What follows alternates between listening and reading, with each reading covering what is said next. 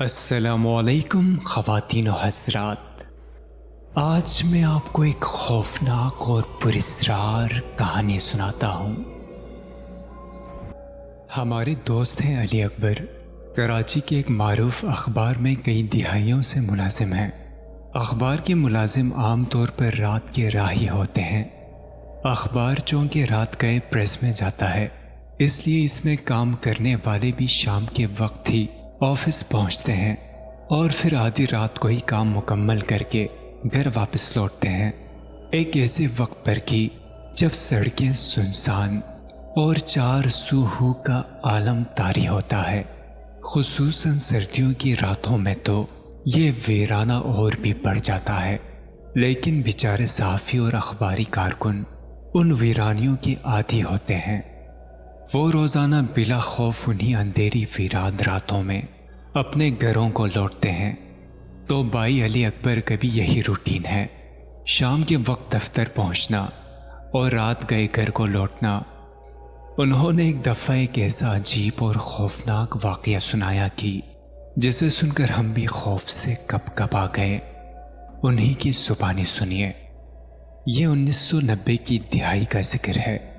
ایک رات میں اپنی گاڑی میں شارع فیصل پر بلوچ کالونی فلائی اوور سے اتر کر نرسری کی طرف بڑھ رہا تھا۔ اس وقت تقریباً 3 بجے کا وقت ہوگا۔ میں ہلکی رفتار کے ساتھ پل سے اتر رہا تھا۔ اسی وقت اچانک میں نے دیکھا کہ سامنے کچھ فاصلے پر ایک انتہائی بوڑھی خمیدہ کمر عورت ہے جو اپنے ہاتھ میں گٹھری لیے پل کے فٹ پاتھ پر پیدل چلتی ہوئی آہستہ آہستہ نیچے کی طرف جا رہی ہے۔ مجھے حیرانی ہوئی کہ رات کی اس پہر یہ عورت یہاں کہاں گھوم رہی ہے۔ میں نے کار کی رفتار آہستہ کی اور عورت کے قریب جا کر پوچھا، ماں تم اس وقت کہاں جا رہی ہو؟ رات کے اس سناٹے میں میری آواز ہر طرف گونج سی گئی، لیکن اس بوڑھی عورت نے کوئی توجہ نہ دی اور اپنی سیٹ میں خراما آگے بڑھتی رہی۔ میں نے بھی گاڑی کو اس کے ساتھ ساتھ آگے بڑھایا اور پھر چیخا، اماں تمہیں کہاں جانا ہے؟ میں چھوڑ دیتا ہوں۔ میری دوسری آواز پر وہ عورت ٹھٹک کر رکی اور میری طرف دیکھا۔ میں نے فوراً گاڑی روکی اور ہاتھ بڑھا کر دروازہ اندر سے کھول دیا۔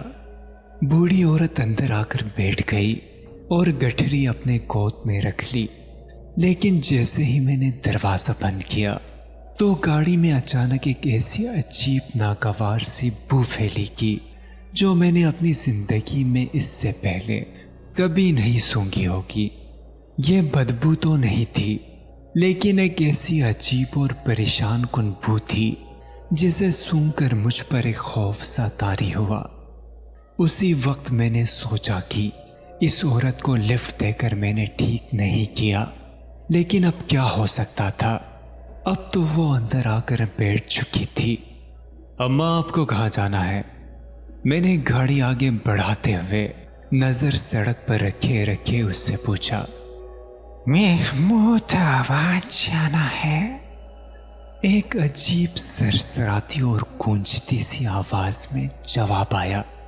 میں حیران ہوا کہ محمود آباد جانے کے لیے وہ اس طرف کیوں آئی تھی۔ وہاں جانے کے لیے تو اس کو بلوچ کالونی پل کی بائیں طرف اتر جانا چاہیے تھا۔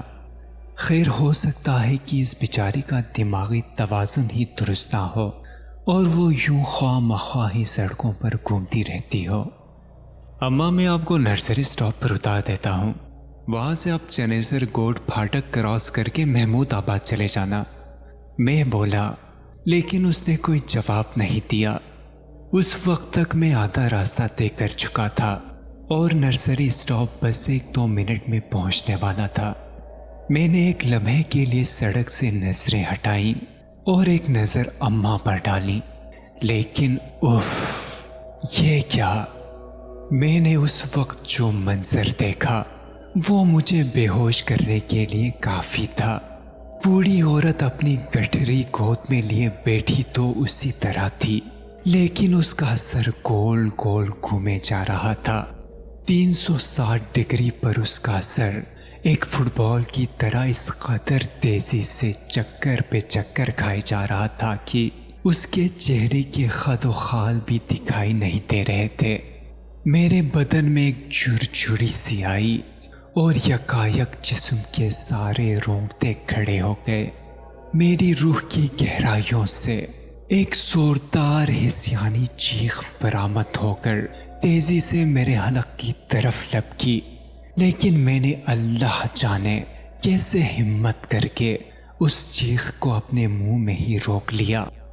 अम्मा, तुम जो कोई भी हो, तुम मेरे साथ ये मत करो, मैं बोला, और बाद में हैरान भी हुआ कि इस कदर खौफनाक मंजर देखकर भी कुछ बोलने की हिम्मत मेरे अंदर आखिर पैदा किस तरह हुई।